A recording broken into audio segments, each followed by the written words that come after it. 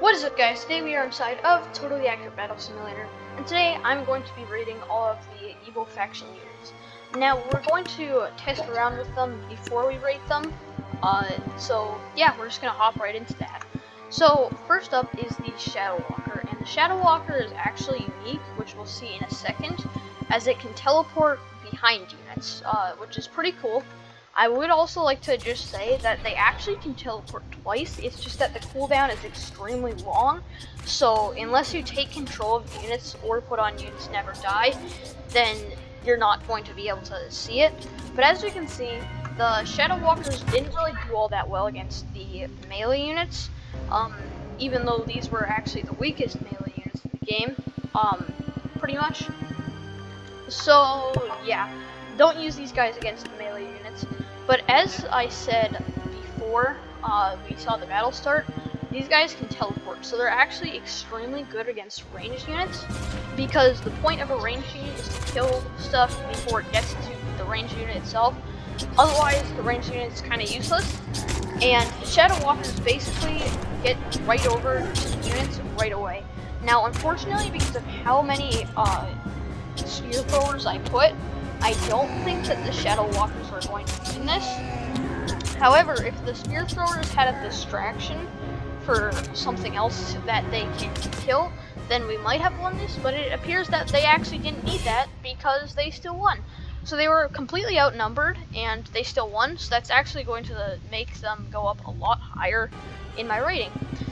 So we're going to hop onto the next unit, and that next unit is the Exile Sentinel. So this unit has two shields, and the shields turn into axes. So what we're going to do is we're going to put them against something that's really strong, just to see if they do a lot of damage, and I'm pretty sure that they don't. But as you can see, those two shields turn into axes, and then those axes allow them to get completely crushed.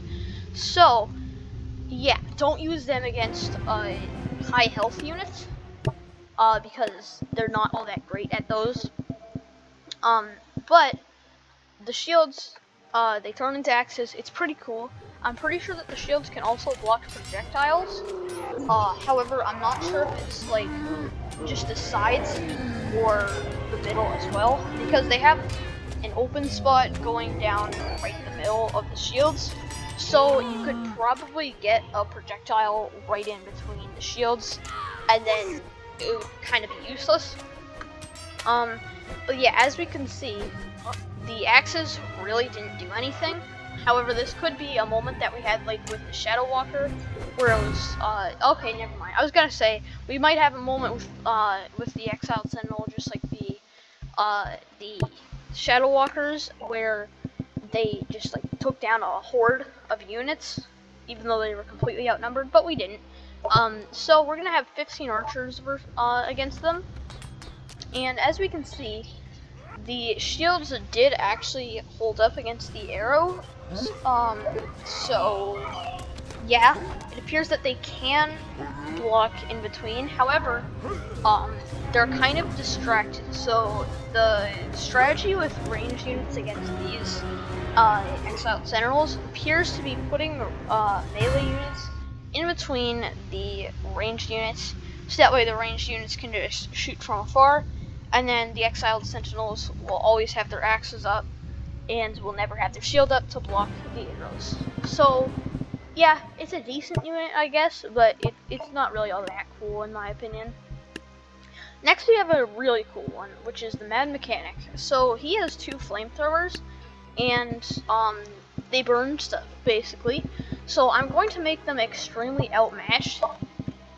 We're going to have it be about 4 times their value, I guess, of just melee units. And you might be thinking that I'm mentally insane and that they have no chance of winning. However, like I said, they have flamethrowers, and the flamethrowers are area of effect, as you assume. So they might be able to still pull this off. Okay, they didn't pull it off. So we're going to slightly remove some of the squires, because that might have been a little bit too many squires. So we're just going to give him 45 to just ruin. So we have 2 groups. this first group is just getting flamethrower, and they're not dying. So it appears that this unit is not as good as I thought it was, because I thought it would do a lot more damage, but it's barely doing anything. We're going to bring it down to 30, and then maybe they can do this, but if they can't do this, then I think their rating is going to be pretty low for me. It appears that they easily did this, I think, maybe. Okay, I don't think they got this.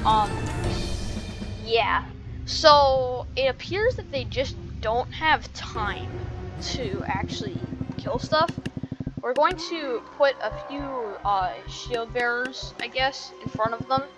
And we're going to see if that makes any difference. Because then the squires will be delayed. And it appears that that actually is making a great difference. As we can see, none of the mad mechanics died. Or, one died. Okay, one died.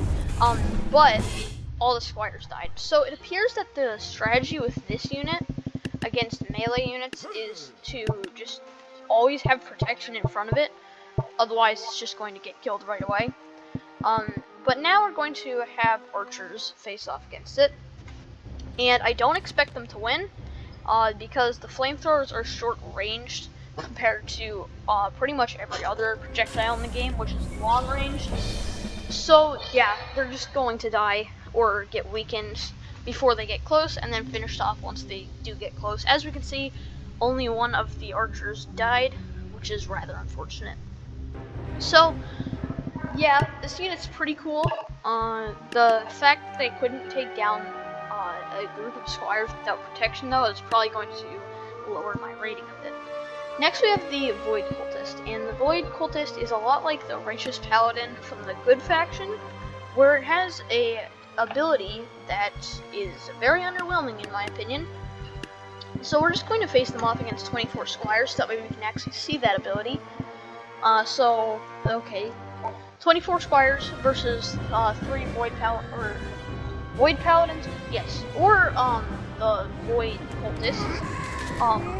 We don't need a combination of both of them just yet, but it appears that the Void Cultists are actually getting a little bit outnumbered still. Like, they didn't all kill that many of the squires, which is, like I said, the ability really doesn't do anything.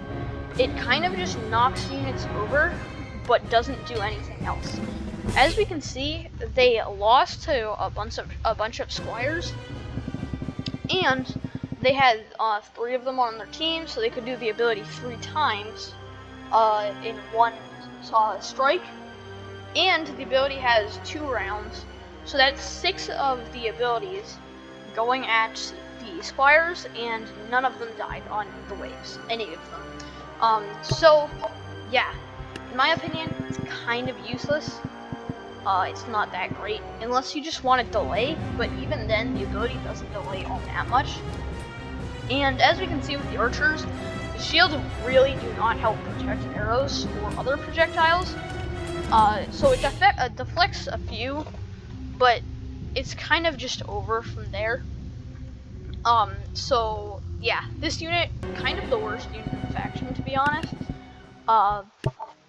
It should be either buffed a lot, or the price should be severely lower. Next we have the Tempest Glitch. And the Tempest Glitch is a lot like the Ballista. Not really the Deadeye, just kind of the Ballista. It takes a long time to fire, but it can do massive damage. It's kind of okay, well, it's dead. So yeah, ranged units not the greatest against it. They kind of just demolish him immediately, so don't use him against ranged units. As I was saying though, it's kind of like a mix between the Ballista and the Mad Mechanic, because it's very area of effect, but it takes a long time for him to actually fire his lightning storm. So as we can see, he lifts his staff up, and then that cloud is supposed to be above the lightning, but it's currently bugged right now. So yeah, that will hopefully be changed soon. So it makes storms, and then the storms produce lightning, and then the lightning kills units. And unfortunately, if he doesn't kill them before they get up to him, then he's going to die. However, he is still very good at groups, which is why I'm actually going to rate this very high, even though it kind of is useless against the higher health units. Next we have the Deathbringer. And the Deathbringer has neon weapons, which is pretty cool. As you can see, it also makes little trails. But we're gonna face him against some farmers, just to see how good he does against range for melee units. So, he's just going to walk over there. He's actually one of the faster walking units. And then he attacks extremely fast, it appears. He does a lot of damage. His attacks are area of effect. And yeah. The farmers kind of just got destroyed. He also has a lot of health, so it's kind of like a perfect unit. We still have to try it against range units though, just to see if he has a weakness against projectiles. So we're gonna have 20 archers versus him, and they are going to shoot, and he just dodged every single arrow, except one arrow. One arrow did hit him. So it appears that he can actually dodge, and that is actually pretty insane, because then he's kind of invincible to range units, unless the range units fire extremely fast projectiles, like the quick drawing Deadeye, or any other unit from the Wild West faction that shoots bullets. And yeah, he kind of just destroyed all the archers. So you're definitely going to want to use him against weak melee units and weak range units, but we're going to finally test off if he can defeat a king without having too many struggles, because the king has a lot of health, so this will be a good test to see if he deals well with the higher health units.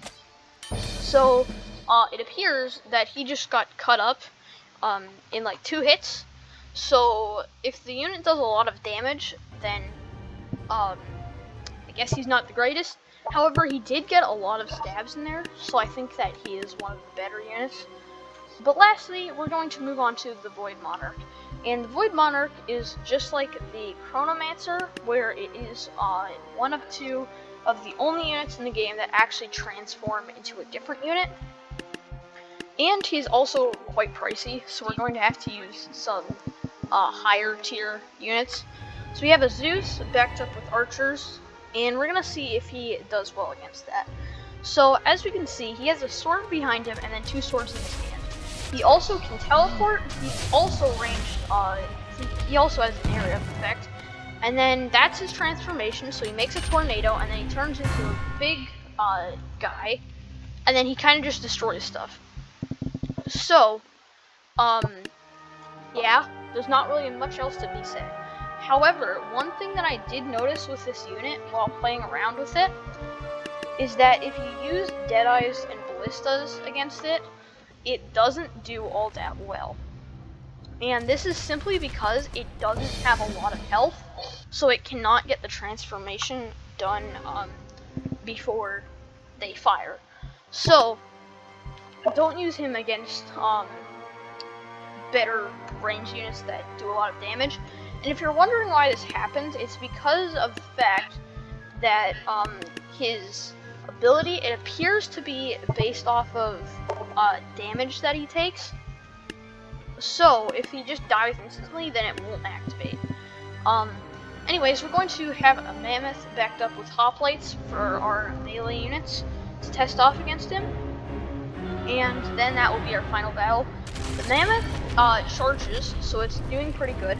Also, I forgot to mention, I think I might have mentioned it, but his teleportation and his normal attacks also do fire damage, so yeah, it burns stuff. Anyways, time for the ratings. So the Shadow Walker, I would say that this is like the second best unit here. The Exiled Sentinel, definitely the worst. Well, actually, no, not the worst. The second worst unit here. It's just not really all that effective. Mad Mechanic, probably like 4th. Void Cultist, worst. Tempest Glitch, 3rd. Deathbringer, it would be 1st, and Void Monarch, probably also tied at 2nd. But everybody, peace out.